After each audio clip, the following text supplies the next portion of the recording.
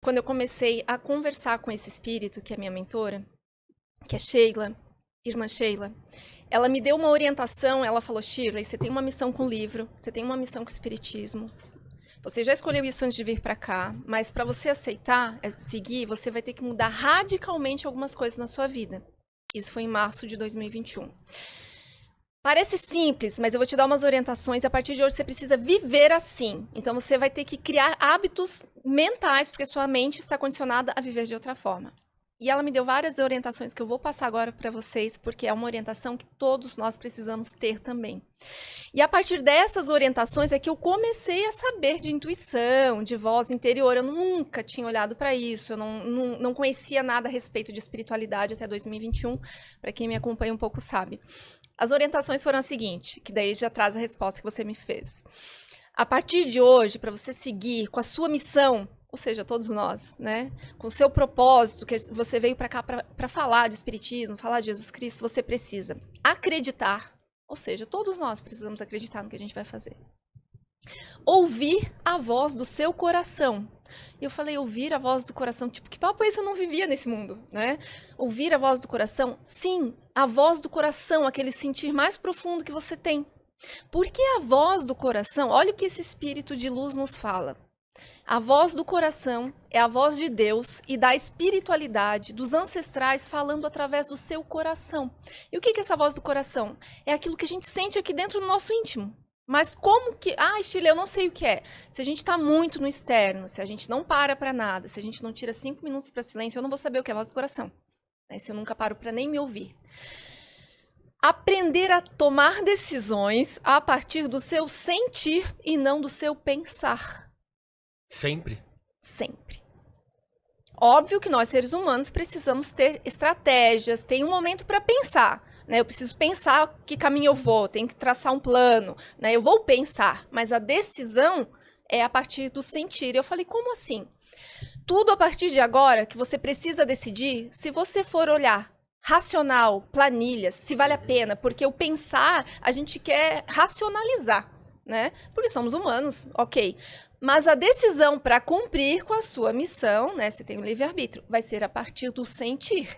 O que você sentir é uma das essências mais profundas do espírito que está nesse corpo.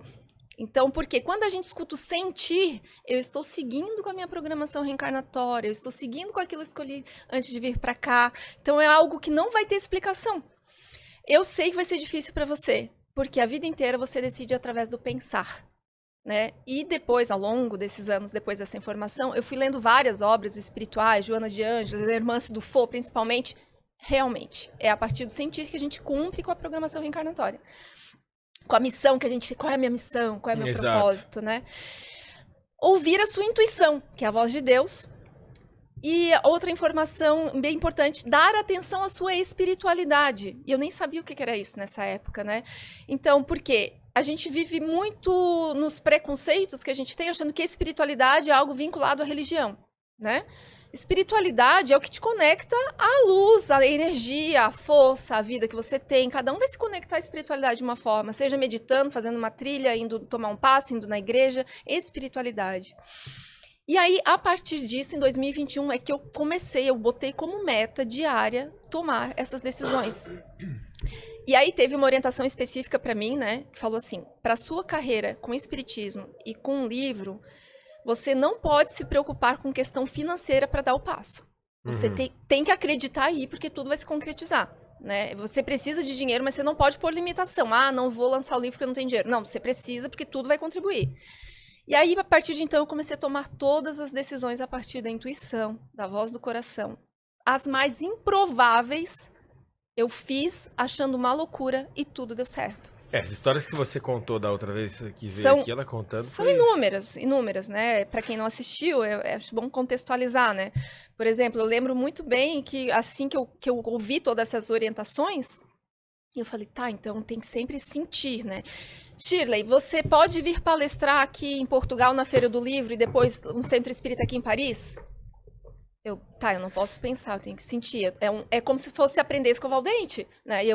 Bem, se eu pensar, eu vou dizer, não, porque eu não tenho dinheiro, eu não tenho como ir, e como que eu vou para lá nessa condição que eu tô, sem dinheiro, sem tudo? Falei, e o sentir? E como é que olha pra isso? E aí rezo, medito. O que é meditar? É ficar em silêncio um pouquinho, né? Ficar lá sem pensar em nada, né? Falei, Deus, eu preciso tomar uma decisão, então coloca no meu caminho a decisão. Será que eu devo ir? Em silêncio, eu sinto. Quando a gente procura esse silêncio, a gente encontra a voz de Deus. Deus se manifesta da forma mais fantástica no silêncio. E eu falei, sim, é pra ir. Eu falei, sim, eu vou. Daí eu disse para as pessoas, pode confirmar que eu vou. E aí comecei a dar os passos e Deus foi colocando o chão embaixo. Uma pessoa ajudou com a passagem, outra ajudou com o euro, outra ajudou com a hospedagem e eu fui. Mas se eu fosse decidir pelo racional, eu ia dizer não. Agora, quando a gente segue a nossa intuição, o sentir, isso é muito legal, acho muito importante. Estou aqui para colocar pontos contrários para a gente debater, né? E também para não necessariamente debater, mas questionar. Acho Sim. importante para que a gente consiga, enfim, evoluir até. E dar errado. Estava no caminho também. Então, mas isso não te deixa inseguro pro próximo momento em que você tiver que seguir a tua intuição? Eu tenho uma história, se você puder contar essa história, mas... Deve. Adoro. Antes disso, que ela falou sobre a voz do coração, que eu acho muito importante, tem uma história de Chico, então eu gosto de levar as histórias de Chico Xavier. Manja tudo de Chico Xavier, é né? conhecedor de Chico. Tem uma amiga lá de Cuiabá, que morou em Uberaba, Nilza Teixeira, e um dia deu uma palestra sobre Chico, e quando eu acabei, ela ficou emocionada, falou, olha, eu vou te contar uma história que eu passei com Chico, e que é sobre isso. Chico, uma vez, porque assim, as pessoas iam procurá-lo lá em Uberaba, doutrinadores, doutores, médiuns que tinham muito conhecimento, e cada um dava uma palestra. Só que um belo dia, Chico chegou para uma senhora muito humilde e falou assim, minha amiga, você vai dar palestra hoje. Imagine como que ela ficou, né? Falou, mas Chico, eu sou uma pessoa humilde, não tenho conhecimento. Falou, olha, Emmanuel está dizendo para você botar o coração na boca e deixar o resto por conta dos espíritos. Porque ele queria que falasse de coração para coração. Uhum. E o evangelho é isso. Às vezes tem pessoas que são muito catedráticas, né? Tem muito conhecimento, mas não fala de coração para coração, Sim. é vazio. Então tá cheio de conhecimento, mas não nos toca. Então, Verdade. imagine, vamos tentar voltar atrás no evangelho, tirando Mateus, que era coletor de impostos, provavelmente era letrado, talvez Judas, mas todos os outros o quê? Agricultores, pescadores. Será que eles falavam isso corretamente? Não, eram pessoas simples. Mas quem Jesus escolheu? Aquelas pessoas que falavam de coração para coração. Então, quando a Shirley fala disso, é muito importante, né? Mais do que a gente falar bonito, a gente falar de coração para coração. Sim. Mas a pergunta que você fez, eu quero contar uma história minha que eu nunca contei para ninguém. Adoro. Em podcast. Peraí, vamos botar lá naquele grupo. Não, agora pode ser. Né? Eu já contei em palestra, mas nunca em podcast. Muito obrigado pela honra. Minha esposa me levou para o espiritismo, eu estava conversando com o Anderson sobre isso. E aí eu comecei a fazer cursos, tudo. E aí um dia a presidente do centro falou, Felipe, vai ter um curso de palestrante, eu quero que você faça. Eu falei, olha, Ana, a última coisa que eu quero é dar palestra. Eu não gosto de falar em público, não quero mexer com isso. E ela tinha um poder de convencimento, falou, não, Felipe, você só faz o curso para você ter aí no currículo, e tudo bem. Fiz o curso, quando acabou, ela me escalou no outro mês para fazer a palestra. Eu falei, meu Deus do céu, nunca falei em público, como que eu vou dar palestra?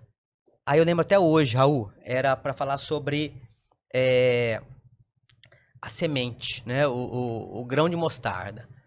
A fé que se transforma. E aí eu preparei um mês preparando a palestra. Olha a história, preparei a palestra com todo carinho, todo amor. No dia fiquei afoito, o centro estava cheio, comecei a palestra. 10 minutos de palestra. Sabe quando dá aquele branco? Já aconteceu contigo? Dá um branco? Deu um branco, eu tava contando a história da irmã Clara e de Francisco de Assis. Quando eu respirei, eu desmaiei, caí de cara no chão. Nossa. Pá! Quando eu acordei, tinha um médico que me levou lá pra fora, e aí a pessoa continuou a palestra, eu pensei assim, cara, a carreira mais curta que já existiu, 10 minutos de palestra, acabou minha... Como que eu desmaio? Porque você gagueja, você dá branco, agora você desmaiar. Aí eu falei, o que Deus quer de mim? Juro por Deus, juro por Deus. Desmaiar e me pegar assim, né? Eu falei, cara, nunca dei uma palestra, quando vai dar eu desmaio. O que Deus quer me mostrar? Então, é o que você tá falando, sinais. Eu falei, cara, acho que o sinal tá errado, né? Dá pra seguir por esse caminho. E aí, minha esposa me falava, Felipe, primeiro dia é um elefante, depois vai virando uma formiguinha. Tem paciência que vai vir a resposta pra você. Então era uma lição de Legal humildade, uma lição de humildade pra mim. Ego, né? Ego. Então eu falei, cara, Deus já foi lá, Jesus falou, já provou você no primeiro dia, porque ninguém nunca desmaiou. Você não vai falar em um palestrante que desmaiou. Eu desmaiei. Então era uma lição pro meu ego. E aí, o que eu fiz? 6 meses eu dava palestra sentado, com medo de desmaiar. Hoje eu conto e dou risada. Desculpa, eu tô rindo. Não, mas pode rir, porque é inusitado demais. Com certeza. Com Inesquecível. certeza. Inesquecível. E hoje eu conto dando risada, mas na hora, um amigo meu falava assim, Felipe, eu sempre eu ouço as palestras, porque eu não olho pro palestrante. Eu ouço e presto atenção. De repente, todo mundo parado, quando eu olho, está lá, estatelado no chão lá. Meu Deus. Falei, achei que a sua carreira tinha acabado, né? E de fato, e depois eu continuei. Então, assim, a gente pode superar nossas dificuldades. Sim. Então, a lição que eu queria trazer era essa, que às vezes os sinais nos mostram, às vezes, alguma dificuldade. Mas o que eu falei, que era o principal? Eu falei assim, eu não estou trabalhando por mim, pelo meu ego, é pelo Cristo. Então, ele vai me dar força. Se eu passei por isso, é uma lição de humildade. E foi isso que aconteceu. Eu acho que... Obrigada, que linda história. Emocionante. Porque você falou assim, né? E se der errado? Né? E se a gente se frustrar que der errado?